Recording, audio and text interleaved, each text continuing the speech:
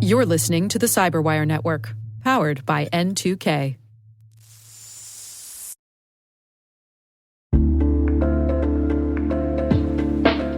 For most organizations, employees are your largest investment, far exceeding spending on technology. And while organizations continuously invest in security technology, vulnerability assessments, and building resilience, many leaders have found it difficult to look after their cybersecurity teams in the same way. Until now. N2K is a strategic workforce intelligence company that provides leaders with measurable visibility into the state of knowledge and skills across cybersecurity teams. Our data-driven approach enables you to benchmark your team's knowledge and skills, align training investments to your security priorities, better nurture and retain talent, and reduce costs. Give your organization the critical insights to maximize your talent ROI. Partner with N2K. We'll make you smarter about your workforce while making your workforce smarter. Visit n2k.com to learn more.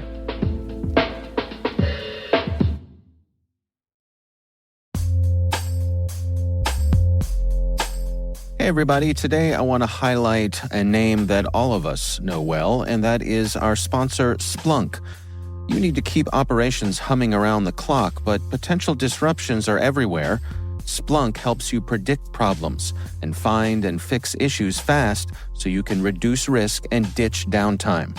The world's largest enterprises rely on Splunk's unified security and observability platform to become more efficient, resilient, and innovative. With Splunk, you can react quickly, evolve faster, and be ready for anything. Stay ahead of disruptions. Learn more at splunk.com/resilience. And we thank Splunk for sponsoring our show.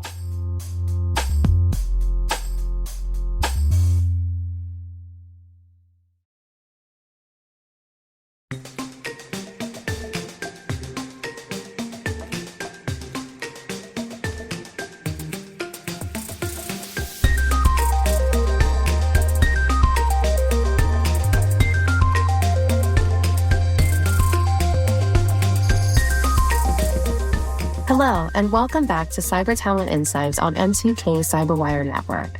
I'm Dr. Sasha Vanterpool, joined again by my colleague, cyber workforce consultant Dr. Heather Monty, and N2K's Chief Learning Officer, Jeff Weldon, for this special three-part series sharing our insight on the current state of the cybersecurity workforce.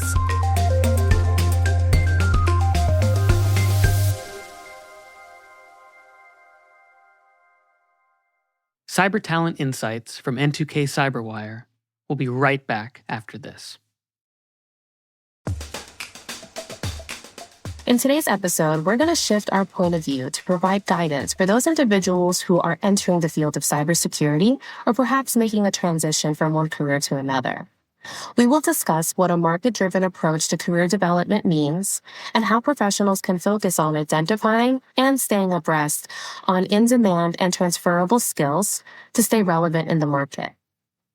We will also explore how to discover one's niche in cybersecurity, including how to stand out in this competitive market and align personal interests with career goals. Lastly, we'll examine the role certifications play when navigating the career path throughout the cybersecurity workforce management lifecycle. All right, let's dive in by exploring what it means to take a market-driven approach to career development. In a conversation with Chief Strategy Officer Caroline Wong, she touched on this by explaining the following. Let's play a sound clip. The advice that I give to folks in this type of a situation is to use a market-driven approach. So a common question that I get asked is, Caroline, I'm really interested in getting into cybersecurity. What certifications should I get? And I'll say to that individual, hey, I think there's actually an alternate way of looking at this problem, which is instead of asking, what certifications should I get? You should ask, what does the world need right now? And you can actually do that in an extremely data-driven way. You simply go on LinkedIn or Indeed or whatever job posting website there is, and you begin to familiarize yourself with the security roles that are open and on the market right now. And if you look at 50 or 100 different roles that are at the level that you're interested in getting into, that data is going to be able to tell you far better than me or I think anyone else in the field about what certifications you should go after and what sort of skills you should try and develop. I think that using a market-driven approach to identifying what skills you want to develop next is always going to be in someone's best interest. Heather, can you elaborate on Caroline's point and explain what a market-driven approach to cybersecurity career development means in today's context? Absolutely. I think that when you are working on transitioning into the cybersecurity field, or maybe you already work in the cybersecurity profession and you want to advance your career, it's really important to go and just take a look at what it is that employers are looking for. What is it that you need to have? What skills do you need for a particular role? So I always suggest going on websites like Indeed, go on LinkedIn, look at current jobs that are out there. Maybe they're jobs that you're not yet qualified for, but they're jobs that interest you, they pique your interest. You can go in there and you can look at them and see what are the requirements that the employers are looking for and say, okay, I need to get these skills. I need to know how to do this, use this piece of software, do this particular thing, and you can start creating a career pathway for yourself. You can also go on LinkedIn and look at other people that are already in that particular role and just sort of reverse engineer what they did to get into that position. Oftentimes people don't have degrees in cybersecurity, so you can go back and you can take a look and see, well, how did that person get into this particular role? So it's really just looking at what is it that the market is looking for and how do you align your skills, what you already have, and the skills that you will obtain and to create that pathway for yourself into a particular cybersecurity role. Oh, that's a really great point and a good idea, especially for those who are looking to break into the field.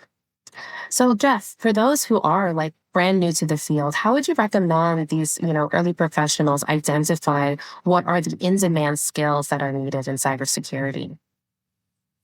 Well, I think one thing I just kind of want to reemphasize from Caroline, and then also Heather just mentioned this as well, related to like going to Indeed or LinkedIn. You can also go to cyberseek.org.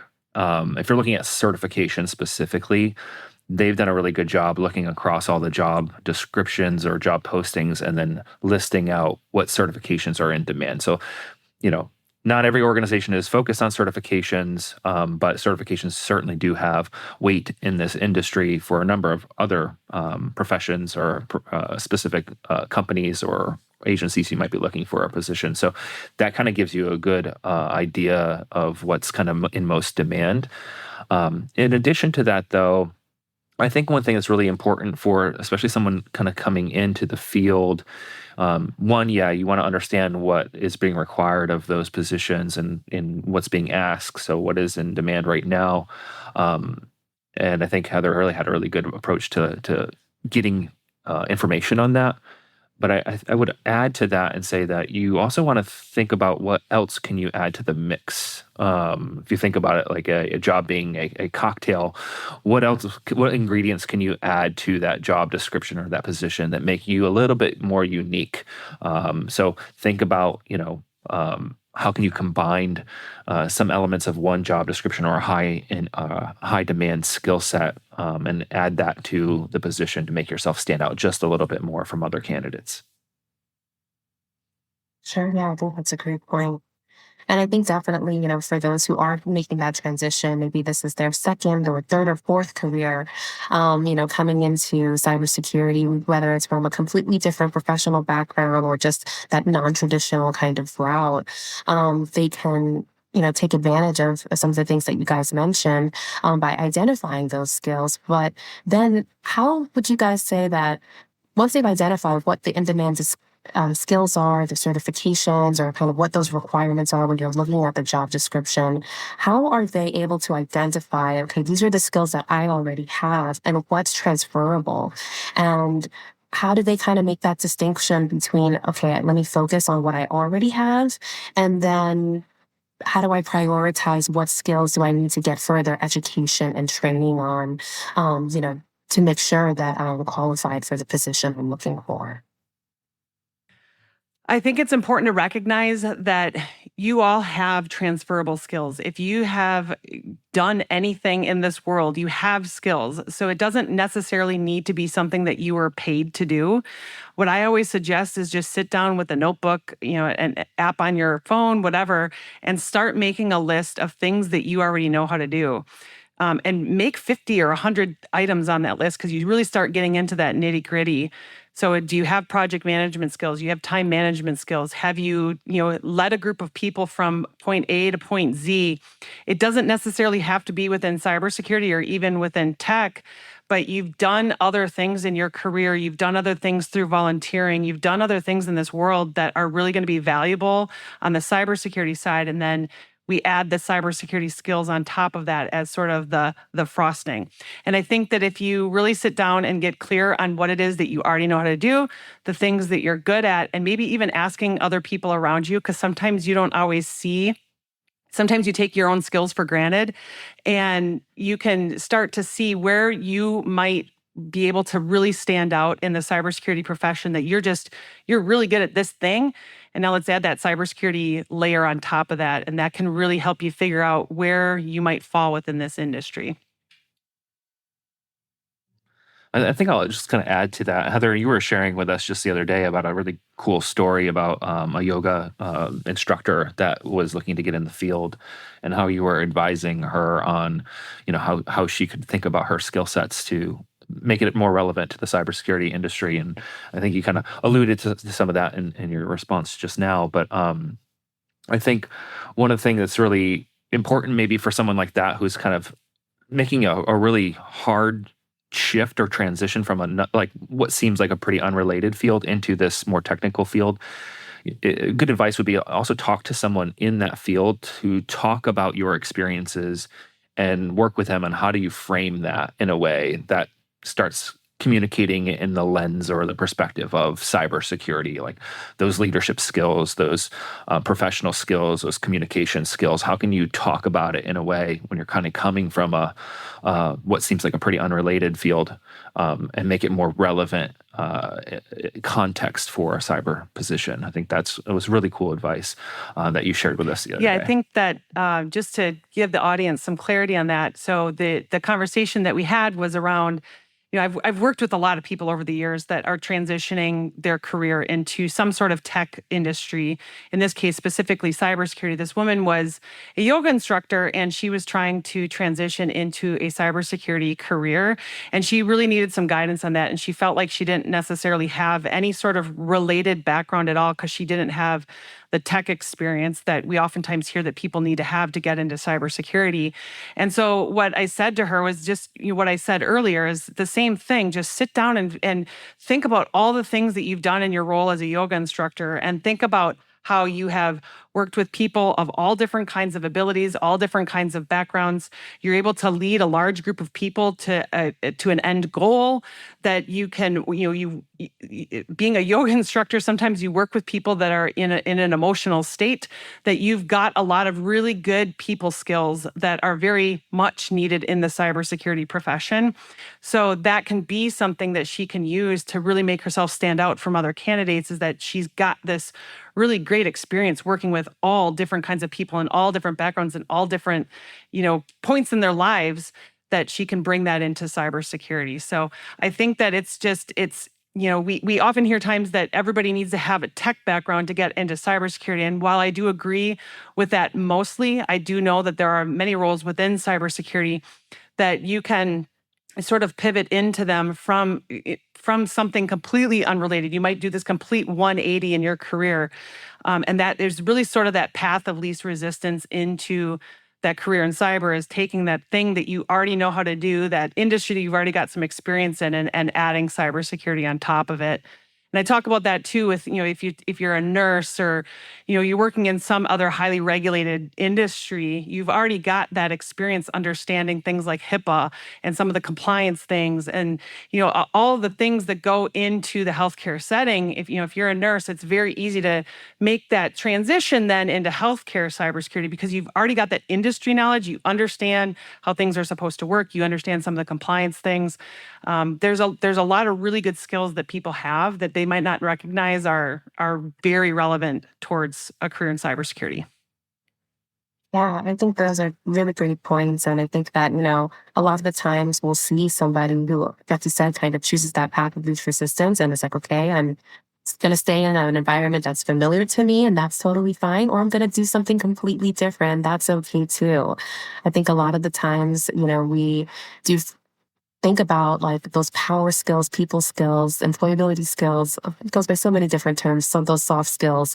A lot of times that's what's hard to teach. So if you are having like strengths in that and you have experience in that, like really hone in on that because I think the hard skills, the technical stuff, you can always learn. You can, study and practice and get some experience, take certifications for, but it's a lot harder to find things when it comes to the more people side of stuff. So really great points. And I think that kind of goes into, for those who are already in the field, if they've been working in the field for a while, how do they know when is it time to kind of reassess the skills that they have, the knowledge and the experience that they have? If they're looking to, stay relevant in the market, or it's a time for them to, take that leap and grow and looking to get a promotion, is there like a typical time frame? Is it any guidance or advice on those who are already kind of working in this field? How do they make sure that they are on top of their skills and looking for additional training and education? Yeah, I think that the people who choose cybersecurity as a profession, generally speaking, they love learning. This is not a field that it's you go to school and you complete a degree, you complete a boot camp, you complete a certification, and you're done, and you go and you work. This is something that you've always got to be learning. There's always new things happening, and so you've got to stay on top of those things. So I think just generally speaking, people that are attracted to the cybersecurity profession certainly love learning, and that is something that employers can take into consideration too when they're trying to recruit and retain top cybersecurity talent, is making sure that they have those opportunities for additional training, that they've got clearly established career pathways so that if they're in their role and they're ready for something new, that you've got something established for them to help them make that transition into a new role, whether it's a lateral shift in the cybersecurity profession, or do they want to move up into becoming more of a technical leader? Do they want to lead teams of people?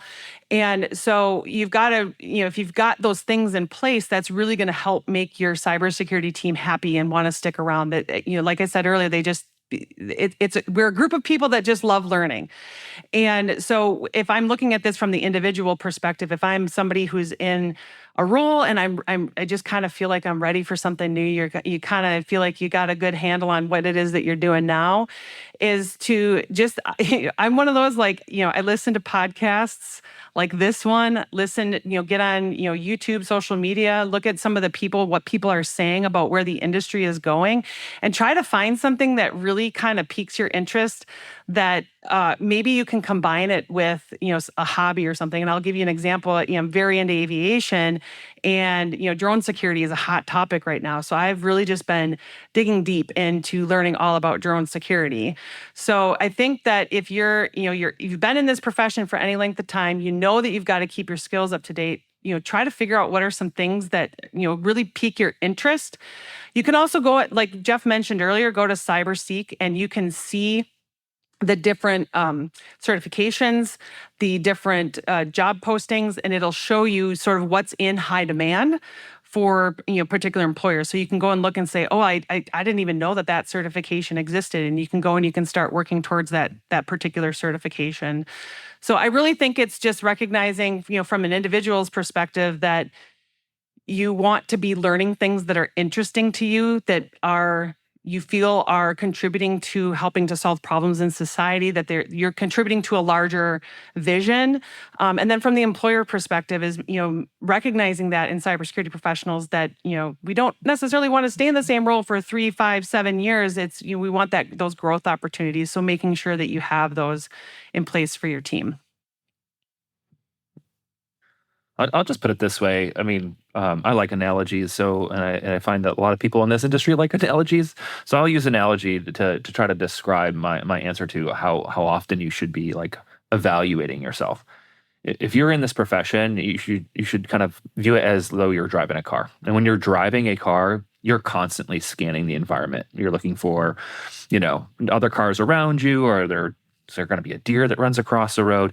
And that constant scanning is what needs to be done. I wouldn't say there's any set time that you need to reassess yourself. You're just constantly assessing the environment and yourself to making sure that you're heading the right direction and doing it in the best way you can. There are, however, mile markers or exits along the line that are key indicators for more formal review of your skill sets. And those could be, if you hold a certification, keeping up to date with that certification is key. Those certifications, Sec Plus, CISB, et cetera, they go through regular iterations or versions. So things change in the exam, and those exams are changing because the industry is changing around them too. So if you hold one, you want to stay relevant. You want to make sure you're still credentialed and keeping up with your credits to stay credentialed. But you should also look at the topics that are being added or taken away from those credentials as a sign for, are you still in line with where you want to go? And then the other point I would add is just, and Heather kind of made this, is you have to make a decision. Do you really want to be a specific, focused subject matter expert, or do you need to kind of be more versatile? Which way do you want to kind of go with your career? Does your road take you down a space where you're going to need to wear a lot of different kind of hats and have a lot of different skills to bring to the table? Or are you really interested in really being very focused on something that's really challenging and unique from a technical or other perspective for your organization? Yeah, I think that's a really great point. And I think that, we're talking about, sometimes it comes down to making that decision of, do you want to specialize in something and find a niche when it comes to cybersecurity, or do you want to kind of be a jack of all trades and kind of have a general knowledge? We had a great conversation with CEO of NovaShield, Bat El Azarad, who was talking about this, but more from a product perspective. But I want to play that soundbite now, as I think it really appeals to this. It is very difficult to explain your cybersecurity product in a way that you will, like in one sentence, differentiate it from the competition that everybody else know. I would definitely recommend to focus on a niche, because I think it's going to be much easier to market, much easier to present it, and most importantly, to make people understand what you're doing, because not everyone understands what cybersecurity is. If you're speaking about the individual, I'm turning to the individuals. And when somebody is reading something about a new product, he wants to understand what exactly you are doing. The first thought that an individual or a business will have, or an investor, they're probably doing what XYZ are doing. So you have to be very focused and to find the right niche to bring something new to the table, because the competition in this industry and the level of innovation is great. I don't think there is any other industry with such advanced innovation and new products every day. So Heather, can you share some of what are the emerging niches in cybersecurity that professionals should be aware of? Yes, I think that if you take any sort of emerging technology and then add cybersecurity to the end of it, those are any great new up and coming areas to get into within cybersecurity. I think that if we look back 5 years, cloud security was a very small but fast-growing niche within cybersecurity. And then once the pandemic happened, there was this rush to work from home. There were a lot of organizations that weren't set up to have remote workers. And so there was this massive push to the cloud where things were not done, things were not necessarily configured correctly, just in this mad rush. And so as a result, I think we're seeing now that cloud security is a much quicker growing cybersecurity niche within this industry. There's a huge need for people that understand cloud security. We need people who understand cloud architecture and how to set up the cloud, how to deploy the cloud, things like this. But then there's also this other side of it is that when we're setting things up, when we're having things up and running and operational, what are the security components that need to go into that as well? So I think that just we've really seen this explosion of the need for cloud security experts in the last 5, 6, 7 years. You can take any other emerging technology and add security on top of that as well. So, there's obviously been a lot of conversation around AI right now. And I think that, it's sort of a normal reaction. I think it's becoming much more ubiquitous. A lot more people have access to being able to use AI. It's not new, it's been around. It's just becoming more and more widely used by companies. So I think if you think about it from this perspective of how can we use AI in cybersecurity, but then also what are some of the cybersecurity concerns that we have around AI? So there's two different schools of thought there. So what you can do is, take any one of these emerging technologies that are out there, something that you might be interested in, something that you see is really coming up as a hot topic, and then add that cybersecurity layer on top of it. I talk about the cybersecurity frosting layer, right? But just really adding that cybersecurity component onto any one of these emerging technologies that are out there. So with that, I want to ask, if I'm new in the field, would you recommend? Is there a choice that has to be made as far as, okay, this is what's hot right now, this is what's emerging, and so I should do AI? Or to your point earlier, I love aviation and that's my passion and that's my career goal. That's what I want to specialize in. Do you have any advice on these new practitioners? How do they make that decision? Do I go with what's my passion? Do I just go what's hot and new? Can I find a way to combine the two? How do you navigate that? Sure. I think that, it's very important to follow your passion and to do things that are aligned with your interests and how you want to spend, 8, 10, or 12 hours of your day, right? You just got to think about how do you want to spend your time. There's a lot of people that come into the cybersecurity industry because they want to become a pen tester, they want to become an ethical hacker. There's certainly a need for people who have those particular skills. But I think that that's a great opportunity as people are coming in to the industry because that is something that they're interested in. They think is a really cool job. At that point, it's a really great opportunity to start helping them see all of the different opportunities that are available in the cybersecurity field, that there's a lot of in-demand cybersecurity skills that they can get some good paying jobs. And they can still certainly combine their passions and doing some of the things that they love, but you also want to look at, what does the market need? It's like any business is you want to take a look at, what is it that the market needs? What is it that they're going to pay for? You want to look at that from yourself is that you're marketing yourself to an employer and saying, I have these skills. These are in-demand skills that you need. Let's work together. So I really think it's a combination of figuring out what it is that you like and, you got to spend 8, 10, 12 hours of your day doing this, but also making sure that you're getting into a profession or a niche within cybersecurity where there's demand for it. There's positions open for it.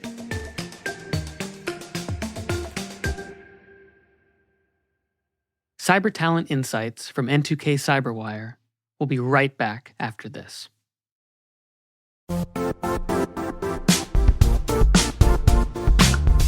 And now, a word from our sponsor, Zscaler, the leader in cloud security. Cyber attackers are using AI in creative ways to compromise users and breach organizations. In a security landscape where you must fight AI with AI, the best AI protection comes from having the best data. Zscaler has extended its zero-trust architecture with powerful AI engines that are trained and tuned by 500 trillion daily signals.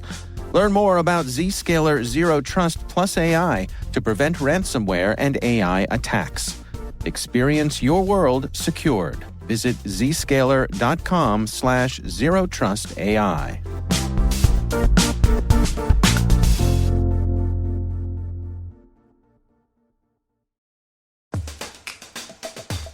Sure, Jeff, please chime in and definitely want to hear your perspective on, going the specialization route or maybe having a more generalist kind of approach and maybe being a jack of all trades or kind of just knowing a little bit about everything.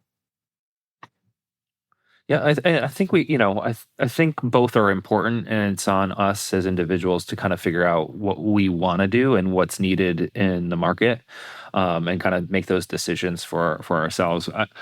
I think one thing I would like to kind of just maybe add in to the conversation around additive value to your own profession, and how do you do that. I think the solution is pretty straightforward. It's the self discovery that's the hard part, right? I think the solution really is to find things that you're passionate about, things that you can contribute to in unique ways. The challenge, of course, is understanding that what that is for you. um, but I think we need to kind of expand our mindsets a little bit, because it doesn't always have to be directly related to cybersecurity, in whatever field you're in. I think it could be related skill sets that you bring into it. Maybe you're really good at PowerPoint presentations. I like PowerPoint presentations. I feel like I'm pretty good at it. Like that, there's a need there that you have a talent that you can kind of contribute. You could also, like, maybe you're just you slay at like Excel, and you're like, I can do it all day long. So find the things that you're really good at and you enjoy doing, and then go out and find people who need help doing those things, and make yourself known for the person who can really help someone else in that thing. And I think that helps you in any career field you're in, really become more in demand for yourself, and you'll find new avenues and new ways into other careers or opportunities that you might want to explore. Whether that's, hey, now there's an opportunity to be a chief of staff in cyber, because I have really great project management skills and I can kind of oversee some things really well, and I kind of like doing that. So it may open up a door for you that it was unexpected if you kind of explore those passions and those unique skill sets that you might have. Yeah, I think that's a really great point. And I think, with that, there are going to be opportunities where you can really just hone in on the things that you know are your strengths. But there's going to be an opportunity also for you to identify something that you're interested in, you want to kind of specialize or have this niche in, but you're going to need extra training and education for. And I think that's where we really see the opportunity for certifications to play a role. So I want to think about, these certifications and somebody who's, entering into the field and they're looking at job descriptions and perhaps they're seeing, there's required certifications, or maybe the certifications aren't required and they just want to make sure that they can stand out. It is a very competitive market. What are the role that certifications play specifically in the hiring process and that talent acquisition phase of the life cycle that we're seeing nowadays? Yeah, I'll touch on this quick. I know Heather's going to have lots of thoughts here as well. And honestly, we probably could do a whole episode on certs. So I'll try to be kind of quick on this point, knowing that there's a lot to unpack later. I think first off, one has to recognize that some organizations value certifications and others don't. And it may come down to the job manager themselves. So it's really on the organization and the hiring manager who make a determination on whether that's important to put into a job description as a requirement or not. Then you have other organizations where it's actually required. If you're going to DoD or you're working for the government, they have requirements that you have to hold certain certifications to be qualified for those positions. At the end of the day, as an individual, it's not going to hurt you to have certification. So I would say go get a few if you can. I think the thing I would recommend to folks though is like see what's in demand, look and see what your skill set is, find those two where it's not going to cost you a year of your life trying to achieve a really high certification if it's not worth the effort for you. If it is, great, go for it. But I would say combine certifications in a unique way. You don't want to have too many from too many different cert bodies. I think that will be overtaxing for you to keep up with credits over time. But I think it may be smart to combine certain technical cybersecurity related certifications with other non-cyber related certifications. And I would just kind of say as an example, like if you want to go for your CISM or CISP or Sec Plus, combine it with a PMP or some other project management certification. This rounds you out in a different way that differentiates you from the market. Yeah, I would love to add to that. So I think that when I think about certifications, I like to talk about them in this sense, that I do think that they serve a value. if you think back, I come from academia. I spent over 20 years in education. And if you think back, let's go back way back to the 1900s. There really weren't degrees in cybersecurity, IT. I mean, there were a few, but not many. For example, my degree's in computer science. People that, even the 70s and 80s, they got degrees in something like data processing, something like this. So the certification industry really started as this way to show that people that have some of these technical skills, it was really a way to show employers that you had a specific skill set that wasn't necessarily showed through whatever degree you had. So that's where we saw the birth of, some of these project management certifications, IT certifications, et cetera. And then you've got the vendor specific certifications, which is really a good way for you to show an employer that you know how to use X, Y, and Z's product, that you get it, you know it in and out, you can come in and start working day one. So I think that there's value in showing that you've got certain skill sets. But I think that if you are somebody who doesn't have any sort of technical background, you don't have a degree in some sort of technology related field, you can certainly do what Jeff was talking about, is sort of stacking these certs to really kind of show this sort of well-rounded skill set that you have in IT, in cybersecurity, and project management, things like that. So I do think that certifications do hold a lot of value. I was a hiring manager for over 16 years, and I've seen plenty of resumes in my time where they've got 27, 30 different certifications. And my question to them is, how are you keeping up with all the CEUs that are required for all those certifications? So you don't want to go overboard with it, but you really want to make sure that you're getting these certifications to really make you more more valuable to an employer. So I think that they do serve a really good they do a good service to the industry, but you want to make sure that you're picking and choosing the ones that are right for you and your career. Yeah, great point. Great point. I think it can be a little tricky as far as there's so many certifying bodies out there, so many different options, so it can be overwhelming. But I do think that there are different ways that you can, find out what makes the most sense based on your previous experience or lack thereof. And then, of course, thinking about, where you want to focus and what particular roles that you're interested in and looking to apply for. And so any other additional thoughts on maybe how certifications can complement the hands-on skills when it comes to cybersecurity, especially for those who don't have as much of the background? We don't want to just have them have all these certifications and just have a list of, I can take this exam and I've gotten this knowledge. But how do I show that I have some hands-on training and experience, or what do I do to complement the certifications that I have to really make me well-rounded in that way? I'll just say, I think it's important for candidates who are looking to get hired for positions in the field to demonstrate their skills in a variety of ways. So yeah, certifications will play a role. But when you have the opportunity, say you land an interview, don't be afraid to show them a DISC assessment if you went through one, or an aptitude assessment, results from something else, a skills-based lab that maybe you went through, and show them results there that demonstrate other parts of who you are. Whether that's on the skill side or whether that's on the personality side. I think it's important to kind of give that whole picture, because sometimes the hiring decision just doesn't come down to, yeah, you can do this job. It's, can you do this job, and do I want to work with you? Do you contribute to our team? Are you an added value to our organization? So think about those parts of the thought process behind a hiring manager and their decision when you're talking with them. One other thing that I would add to that is really working on building your personal brand. I think we hear about this a lot on the internet and social media right now. It's all about personal branding. But I think that it is valuable for people who are really trying to get noticed in a particular field. So I always would suggest to students, whether you're 18 or you're 55, create a LinkedIn page and start posting on there. Start posting, articles that you find that you think are interesting and add your commentary to it.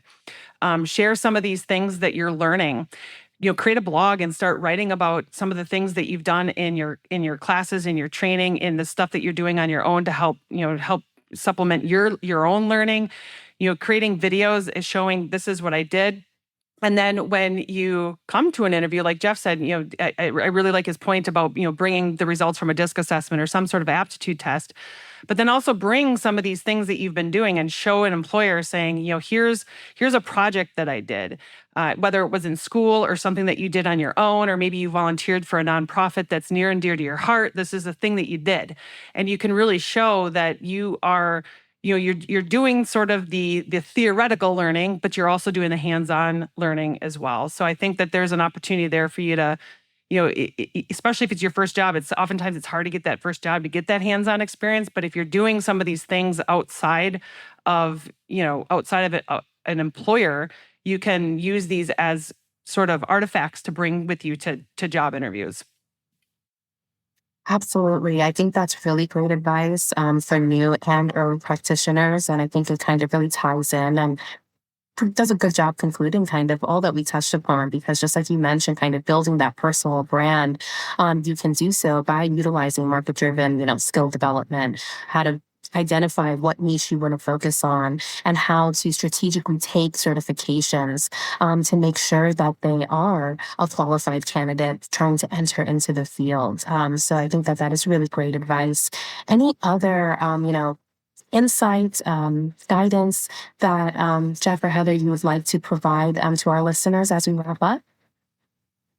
I think it's just one that I really would like to kind of emphasize. On our first episode, we talked about the importance of employers and the enterprise level getting what we call cyber talent insights correct, right? And making sure that they really understand what the skills are for the roles that they're hiring, because it kind of affects this life cycle of management, the management life cycle. And as we're looking at the individuals here in this discussion, I think I just want to reemphasize that this is why it's important, right? This is why it's really important for those enterprise organizations to do that right, because when you're trying to match up a person to an organization, if that organization miscommunicates their need or miscommunicates what's expected out of a position, then you're not going to find the right candidate. And it's the same on the inverse, right? If you're, I don't want to say misrepresenting, I don't think that's kind of a fair term, but if you're not fully capturing who you are and what you bring to the table for the organization, then it's a potential mismatch. So I think it's really important to not only know what you want as a company, but really know who you are as a person too, and how those two marry up. Yeah, and I would add that if you are somebody coming in new to the industry, that if you see a job, that you should apply for it. Send in the resume, send in the application. There are a lot of job descriptions out there that are, not written the best. And as a result, sometimes what we see, and it's documented in the literature, that we see that a lot of people will self-select out of a recruiting process because they'll read a job description, a job posting online, Indeed, LinkedIn, doesn't matter. They'll read it and go, no, I don't meet all of these requirements. So they self-select out and don't even bother applying for the job. So my message here is apply for the job. And then on the flip side of that is that I think a lot of employers know that there's some opportunities to improve their recruiting process. And one piece to that is writing well-defined job descriptions that really accurately show what is needed for that particular position. And it's not just a laundry list of 20 different pieces of technology that we hope you have experience with. So, my message here is really just to people who are trying to break into this industry, keep applying to the jobs, and that the people that are working in this industry and really working hard to bring more people into the industry is to really take a look at your pathways and how you're bringing people in and how you're helping them to accelerate their own careers as well. Can I just ride on Heather's coattails just for 2 seconds? Because those are really great points. I agree. Apply to the job. The next thing we need to start working on is on the employer side, though, around the applicant tracking systems or software to circumvent or override or eliminate the barriers related to some of those automatic check boxes it's looking for in the resume, because they might be excluding really good candidates just from the application. So in addition to what Heather said, apply, network as well.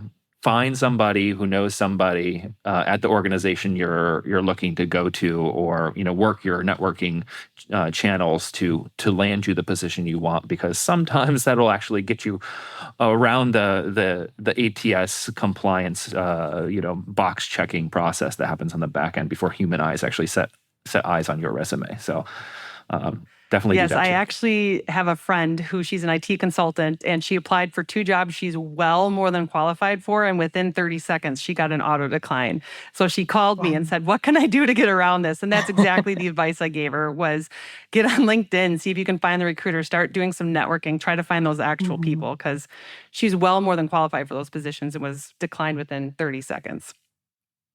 So crazy. And I think that, to that point also, and mentioned it earlier too, but while you're kind of, browsing on LinkedIn, and not focusing so much on just the job descriptions, because, they kind of stink. But making sure that when you're looking for those people to network, really take a look at, their career path and exploring their profile and seeing, what skills, certifications, and even what organizations they might be a part of that they have highlighted on their page, with the caveat that, there are a lot of cybersecurity professionals who don't put a lot of their information online because of security reasons. So we do get that. But if you can find those, to really do some research that way, because not only does it point you in the right direction on, okay, is this somebody I should know or try and get in contact with, or they might know somebody that knows somebody else who can help me get this job, but it helps you understand what path did they take to get to where they are today. And a lot of the times it's not a traditional path. It's not the traditional, I got this degree and then I got this job. It's because they know people, because they met somebody. But also you can kind of get an idea, okay, well, I see they started specializing in this and it took them here, and then trying to just put those points together. So I think that that's also something really important to do and can help you as you build your brand. So I definitely want to encourage all of our listeners to do that, but to also connect with us on LinkedIn as well. And we want to just, thank you all for listening today. And we hope you enjoyed this episode. We want to make sure that you stay tuned for our last one for this 3-part series for our Cyber Talent Insight special series that we have here. But I want to thank you again, Jeff and Heather, for your time and your insight today. And hope everybody has a great rest of your day. We'd love to know more what you think about this podcast. You can email us at cyberwire@n2k.com. Your feedback helps us ensure we're delivering the information and insights that keep you a step ahead in the rapidly changing world of cybersecurity. We're privileged that N2K and podcasts like the Cyberwire are part of the daily intelligence routine of many of the most influential leaders and operators in the public and private sector, as well as the critical security teams supporting the Fortune 500 and many of the world's preeminent intelligence and law enforcement agencies. N2K Strategic Workforce Intelligence optimizes the value of your biggest investment, people. We make you smarter about your team while making your team smarter. Learn more at n2k.com. We hope you enjoyed this episode and will tune into others in the series. This episode was produced by Liz Stokes, mixing by Elliot Peltzman and Trey Hester, with original music and sound design by Elliot Peltzman. Our executive producer is Jen Iben. Our VP is Brandon Karp. Our co-hosts are Dr. Heather Monthi, Dr. Sasha Vanderpool, and I'm Jeff Welgan. Thanks for listening.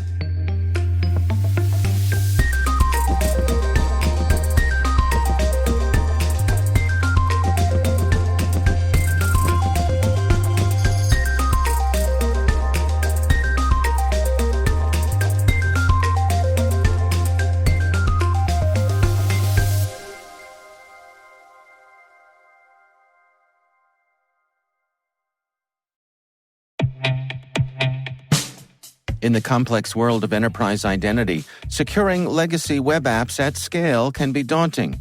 Strata Identity makes it simple. With Strata, you can effortlessly integrate non-standard apps with any identity service, like MFA or SSO, with zero coding and zero hassle. Designed by identity architects for identity architects, Strata works with every vendor, standard, and app architecture. This means your apps can now speak modern protocols and integrate seamlessly with your chosen identity services. From securing on-prem web apps to migrating away from outdated identity providers or consolidating them, Strata helps you keep your complex access policies as you modernize your identity infrastructure and get rid of technical debt. Join leading organizations like 3M, Dallas County, and CIBC in securing your apps with Strata. Visit strata.io/cyberwire, share your identity security priorities, and receive a complimentary pair of AirPods Pro. Offer valid for organizations with over 5,000 employees. Connect today at strata.io/cyberwire.